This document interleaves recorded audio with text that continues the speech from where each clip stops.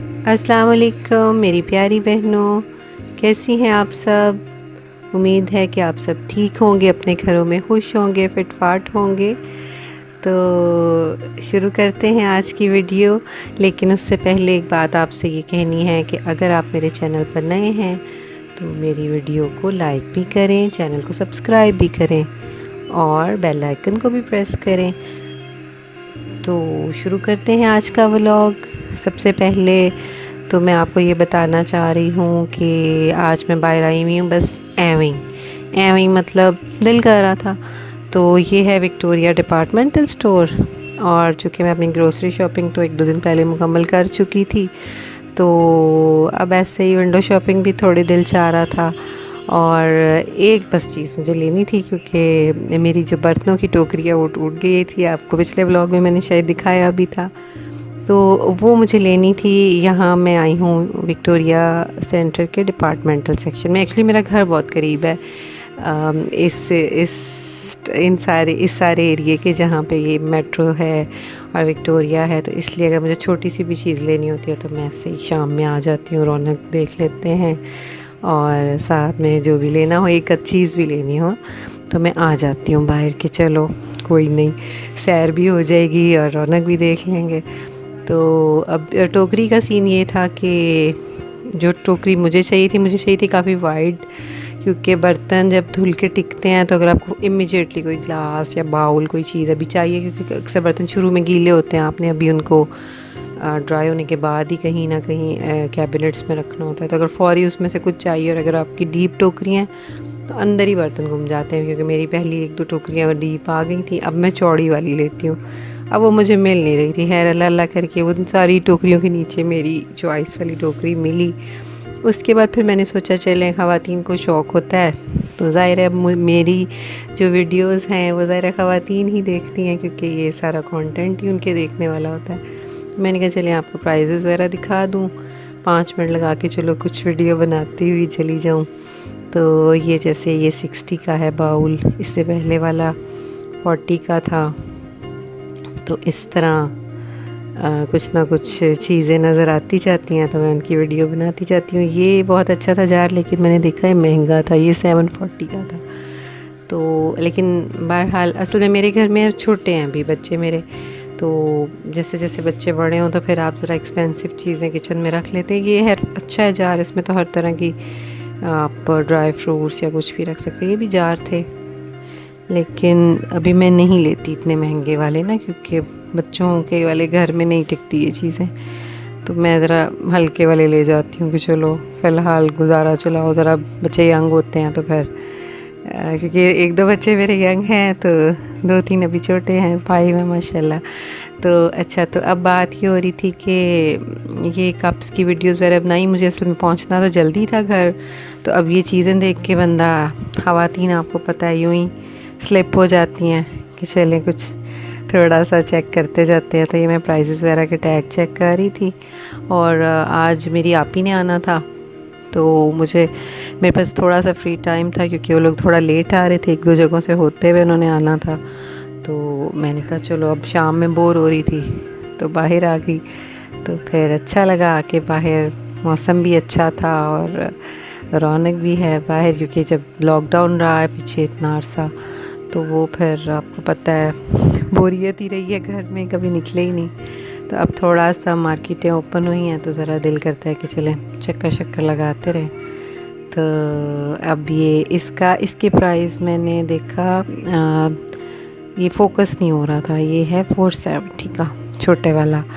इनके पास बर्तन बहुत अच्छे होते हैं विक्टोरिया पे। मतलब मुझे अगर क्रॉकरी लेनी है, कप्स लेने हैं, मुझे मेलामाइन वाले बर्तन चाहिए या कोई भी स्टील के, बल्कि स्टील की तो मैंने यहाँ से बहुत चीज़ें ख़रीदी हैं, ग्लासेस, प्लेट्स, बाउल, क्योंकि मेरे बच्चे छोटे हैं तो मैं नहीं चाह रही होती कि वो मेलामाइन के बर्तनों में खाएं। वो जो प्लास्टिक ही होता है, चाहे अच्छा ही होता है, लेकिन मतलब मेरा ये ख़्याल है कि उसमें जर्म्स होते हैं। तो मैं फिर कोशिश ये करती हूँ कि बच्चों को या तो स्टील का बर्तन दिया जाए या फिर कांच का, जो सिरेमिक्स होते हैं, लेकिन वो फिर ज़रा बच्चों के लिए ज़रा मुश्किल होता है उनको उठाना। तो मैं अक्सर मेलामाइन की प्लेटों के अंदर स्टील के रख के तो उसमें रख देती हूँ। क्योंकि वो कहते हैं कि अपने अंदर वो जर्म्स एब्जॉर्ब नहीं करते, और जो प्लास्टिक के बर्तन हैं वो अपने अंदर काफ़ी जर्म्स ले लेते हैं। तो ये यहाँ पे गुज़रते गुज़रते मुझे डेकोरेशन पीसेस भी काफ़ी नज़र आए, और मैंने कहा चलें, जब मेरी यूट्यूब की इनकम आएगी, कभी ना कभी तो आएगी, अभी तो मेरा चैनल स्टार्ट है, तो फिर मैं भी ये प्यारी प्यारी चीज़ें लिया करूँगी और फिर आपको उनकी अनबॉक्सिंग करके दिखाया करूँगी। अभी तो मैं ग्रोसरी लेके घर चली जाती हूँ, ज़रूरी चीज़ें लेनी ज़रूरी होती हैं। ये चीज़ें अभी ज़रा लग्जरी में आ जाती हैं, और मेरे माशाल्लाह बच्चों वाला घर है तो किचन का ख़र्चा ज़्यादा होता है, तो बस मैं वो चीज़ें ज़्यादा ले जाती हूँ जिससे बच्चे खुश हो जाएं, खाने पीने की अशिया और ये सब। तो ये टोकरी ली और मैं घर आ गई, और अब मैं इसको उठा के अपने किचन में जाऊँगी। उसके बाद मैं कुकिंग शुरू करूँगी, क्योंकि अब मेहमानों के आने में सिर्फ 1 घंटा था, और 1 घंटे में खाना बनाना था। लेकिन ये है कि ज़्यादा चीज़ें नहीं बनानी थी, क्योंकि एक तो ये कि वो 2-3 जगह से होके आ रहे थे, तो वो कह रहे थे कि हमने बस हल्का फुल्का सा ही लेना है। तो मैंने बस ये कि चावल बना लिए चिकन के, कौड़ियाँ भिगो दी, वो आपको सामने दिख रही होंगी, और चिकन का ही कोरमा बना लिया। तो उसके बाद सैलेड बना के, और एंड पे थोड़े से सादा रोटियां बना ली, क्योंकि वैसे मेहमान आए तो मैं अक्सर रोगनी नान वगैरह कोरमे के साथ मंगवा लेती हूँ। लेकिन अब वो लोग चूँकि कह रहे थे कि हमने ज़्यादा हैवी खाना नहीं लेना, हम 2-3 घरों से होते हुए आ रहे हैं, इसलिए फिर मैंने सोचा कि चलो यार आज घर में ही रोटियाँ बना लेते हैं, वरना ज़्यादा गेस्ट आ रहे हों तो फिर मैं ज़रा, क्योंकि अपनी भी फैमिली बड़ी है तो फिर ज़रा टाइम बहुत लग जाता है रोटियां बनाने पे। लेकिन आज फिर मैंने बना ली, मैंने कहा चलें सब चावल ही खा रहे होंगे तो फिर रोटी वाकई वो बाद में इतनी यूज़ भी नहीं हुई, 4 रोटियां सिर्फ बनाई, उसमें से भी हाफ़ बची हुई थी। तो ये बस मैंने चावल डाल दिए हैं, और वो भी बनते हैं तो दम लगा दूँगी, वो 5 मिनट उसको लगेंगे अभी। और ये मैं दही में टमाटर डाल चुकी हूँ, प्याज डाल चुकी हूँ, ज़ीरा, लाल मिर्च, और जो भी आपको पता है हाथ लगता है गरम मसाला, ये वो बंदा डालता जाता है। अब इसमें आई थिंक मैंने, हाँ ये बस चावल हो गए ड्राई, इनको एक दफ़ा मिक्स करके और फिर मैं इनको दम लगा दूँगी। तो चावलों का काम तो हुआ ख़त्म, और सालन भी मेरा बस आलमोस्ट तैयार होने वाला है, आखिरी दमों पे है।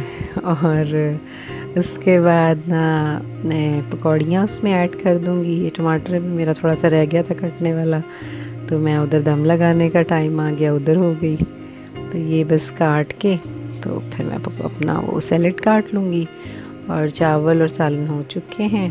और ये मैंने तकरीबन 1 घंटा और 15 मिनट में रोटियों समेत सब कर लिया था अल्हम्दुलिल्लाह, क्योंकि चावल, सालन, पकौड़ियाँ, सैलेड और रोटियाँ। और मैं ख़ुद भी हैरान रह गई कि मैं 10 बजे किचन में गई हूँ, क्योंकि मुझे बाज़ार से आते ही 9 बज गए थे, और वापसी पे बच्चे कह रहे थे मम्मा शवारमा लेते आना, तो वहाँ पे काफ़ी टाइम लग गया। वहाँ रश था हमारे शवारमा पॉइंट पे, तो क्योंकि मेहमान आज लेट आ रहे थे तो बच्चों को था कि हमने दोपहर में जल्दी खाया हुआ है, तो अब मुझे था कि मैंने मेहमानों की तैयारी करनी है, अब मैं कुछ स्नैक्स वगैरह बनाने लग गई तो खाना लेट हो जाएगा। तो फिर वापसी पे आते थे थोड़ा सा मुझे टाइम लगा वहाँ पे, तो घर में आई हूँ तो 9:30 थे। उसके बाद फिर मैंने कहा ये तो लेट हो गई है, फिर भी और चीज़ें निपटाते निपटाते 10 बजे ही मैं किचन में आ सकी हूँ।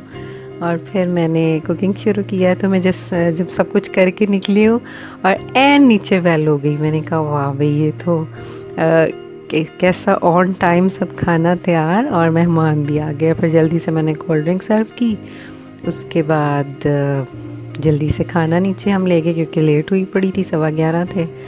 तो 12 बजे तक मेहमान बस खा पी के उठ गए। फिर मैंने कहा चाय वाय बनाते हैं, लेकिन वो कह रहे थे हमें जल्दी घर जाना है, सोना है, लेट सुबह के जल्दी वो भी उठे हुए थे।